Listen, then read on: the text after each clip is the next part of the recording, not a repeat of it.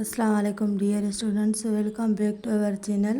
In this video we are going to share with you computer networks and type of computer network. Question 1. Computer networks are generally categorized into how many types? Computer network के generally categorise घणनि टाइपनि में कयो वियो आहे. Option A 4 types, option B 3 types, option C 2 types, option D 6 types. Computer networks are generally categorized into 4 main types.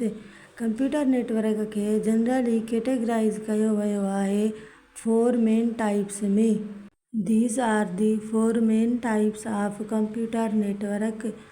PAN Personal Area Network, MAN Metropolitan Area Network, LAN Local Area Network, WAN Wide Area Network.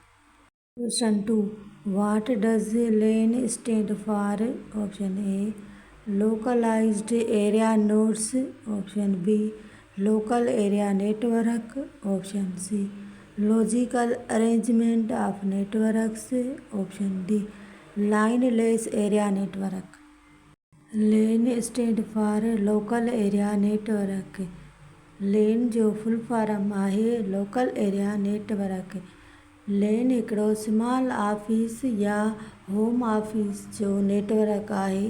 Local area network जो scenario तव्हां हिन diagram में ॾिसी सघो था, जेको small office या home office network बि चवंदा आहियूं, जंहिंमें हिकिड़ो पूरो नेटवर्क क्रिएट थियल आहे. जीअं इंटरनेट, राउटर, स्विच, वरी स्विच मां डेस्कटॉप कनेक्ट थियल आहिनि, टेलीफोन बि कनेक्ट थियल आहे, प्रिंटर बि कनेक्ट थियल आहे ऐं हिकिड़ी वायरलेस एक्सेस पॉइंट कनेक्ट थिए थी, जंहिंसां 2 लैपटॉप कनेक्ट थियल आहिनि. हीउ हिकिड़ो स्मॉल नेटवर्क क्रिएट थियल आहे जेको विदिन बिल्डिंग क्रिएट कयो वेंदो आहे या होम या ऑफिस. हिते जेके इंड यूज़र डिवाइसिस आहिनि उहे आहिनि PCs, laptop, tablet, printer, phone etc. Question 3. The internet is the most prominent and expensive example of. Internet most prominent ऐं एक्सपेंसिव एग्जाम्पल कहिड़े नेटवर्क जो आहे? Option A PAN personal area network जो, option B LAN local area network जो, option C WLAN wide local area network, option D WAN wide area network. The internet is the most prominent and expensive example of a WAN wide area network. Internet most prominent ऐं expensive example आहे wide area network जो. A wide area network provide long distance transmission of data over large geographical area, often spanning countries or continents. Wide area network WAN provide करे थो long distance data transmission large geographical areas में, जीअं मुख़्तलिफ़ countries या continents में. त internet most prominent ऐं expensive example थींदो WAN जो wide area network. Question 4. In a computer network, what does NIC stand for? Computer network में NIC जो फुल फॉर्म छा थींदो? Option A network ID card, option B network interface card, national internet connection, option D new internal component. In a computer network, NIC stand for network interface card. Computer network में NIC जो full form आहे network interface card. Right option B network interface card. Question 5. What do you call a set of rules that governs data communication? तव्हां छा सॾींदव set of rules के जेके data communication के govern कनि? Option A RFCs, option B standards, option C protocols, option D topologies. Protocols are a set of rules or regulation that governs data communication over a network.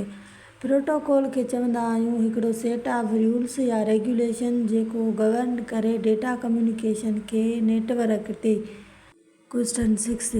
Bluetooth technology used for connecting a smartphone to a wireless headset falls under which category?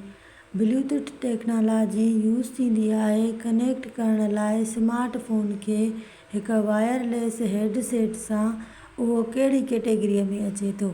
हिन सवाल जो मक़सदु आहे त Bluetooth technology जॾहिं smartphone खे connect करे थी वायरलेस हेडसेट सां त उहो कहिड़े नेटवर्क जी कैटेगरीअ में अचे थो? Option A wide area network वेन, option B personal area network PAN, option C campus area network CAN, option D local area network LAN. Bluetooth technology used for connecting a smartphone to a wireless headset falls under personal area network PAN category. जॾहिं smartphone खे wirelessly connect कजे थो Bluetooth technology use करे त उहो personal area network कैटेगरीअ में अचे थो। A PAN personal area network is centered around an individual workspace, typically within a range of 10 meters or 33 feet, using technologies like Bluetooth or Zigbee. A PAN personal area network centered around आहे individual workspace जे। Typically हिन network जी range हूंदी आहे 10 metre या 33 foot, जेको use करे थो technology जीअं Bluetooth या ज़िगबी। तव्हां हिन डायग्राम में पर्सनल एरिया नेटवर्क जी वर्क स्पेस ॾिसी सघो था त कीअं हिकु ई ब्लूटूथ टेक्नोलॉजी यूज़ करे हिकिड़ो नेटवर्क क्रिएट कयो वियो आहे, जंहिंसां fan, smart watch, bulb, speaker या हिकिड़ो प्रिंटर ऐं कंप्यूटर कनेक्ट कयो वियो आहे। Question 7. Cable television network distributed across an entire city are a prime example of which network type? Cable television network distributed थियल आहे अक्रॉस सॼे सिटीअ में, त उहो प्राइम एग्ज़ाम्पल कहिड़े नेटवर्क जो आहे? Option A PAN personal area network, option B LAN local area network, option C WLAN wide local area network, option D MAN metropolitan area network. Cable television network distributed across an entire city are a prime example of main metropolitan area network type. Cable television network distributed थियल आहे across हिकु complete सिटीअ में, जेको prime example आहे main network type जो। A main metropolitan area network covers a geographic area larger than LAN but smaller than a WAN, typically spanning an entire city or town. MAN metropolitan area network local area network खां वधीक cover करे थो geographical area, पर MAN wide area network वेन खां घटि cover करे थो geographical area. Typically MAN network spanning या फैलिजे थो हिकु इंटायर सिटी या टाउन ताईं, जंहिंजो मतिलबु आहे त मेन जो coverage area city or town थींदो। अचो त डायग्राम में वधीक मेन खे सम्झूं। हिन डायग्राम में तव्हां ॾिसी सघो था त हिकु मेट्रोपोलिटन एरिया नेटवर्क मेन सां मल्टीपल लोकल एरिया नेटवर्क लेन कनेक्टेड आहिनि, जीअं hospital local area network, school local area network, factory local area network ऐं कॉलेज लोकल एरिया नेटवर्क। हीअ हिकु ई सिटीअ जा मुख़्तलिफ़ लोकल एरिया नेटवर्क्स खे पाण में कनेक्ट करे थो main. Question 8. Which type of network typically spans a single building, campus or office up to few kilometers? कहिड़ो नेटवर्क जो टाइप आहे जेको टिपिकली फहिलिजे थो हिक सिंगल बिल्डिंग, सिंगल कैंपस या सिंगल ऑफिस में कुझु ई किलोमीटर्स ताईं। Option A PAN personal area network, option B LAN local area network, option C वेन wide area network, option D MAN metropolitan area network. Lane local area network is a type of network typically spans a single building, campus or office up to a few kilometers. Local area network type आहे network जो जेको typically फहिलिजे थो हिक single building, campus, office up to few kilometres. Local area networks lanes are privately owned networks covering a small geographic area. Small geographic area मतलब एक building, campus या office characterized by high data transfer rates and low error rates. Local area network lanes privately owned networks हैं जेके कवर कनि था small geographic area like office, campus, building, hospital or home, जंहिंजी main characterised आहे त high data transfer, high rate हूंदो data transfer जो ऐं लो रेट हूंदो एरर जो। तव्हां वधीक लेन खे सम्झण लाइ हिन डायाग्राम खे ॾिसी सघो था जेका पहिरियां बसा तव्हां सां डिफाइन कई आहे क्वेश्चन 2 में। त हीअ डायाग्राम आहे small office or home office जे लोकल एरिया नेटवर्क जी। हिते मुख़्तलिफ़ एंड यूज़र डिवाइसिस कनेक्ट थियल आहिनि स्विच सां, स्विच राउटर सां, राउटर वरी इंटरनेट सां या वायरलेसली वायरलेस एक्सेस पॉइंट सां वायरलेस डिवाइसिस कनेक्ट आहिनि। सवाल 9 What is the standard IEEE designation for wireless local area network Wi-Fi? कहिड़ो स्टैंडर्ड आहे IEEE असाइन कयो आहे wireless local area network wifi खे? Option A IEEE 802.3, option B IEEE 802.5, option C IEEE 802.11, option D IEEE 802.15. IEEE 802.11 is the standard IEEE designation for wireless local area networks Wi-Fi.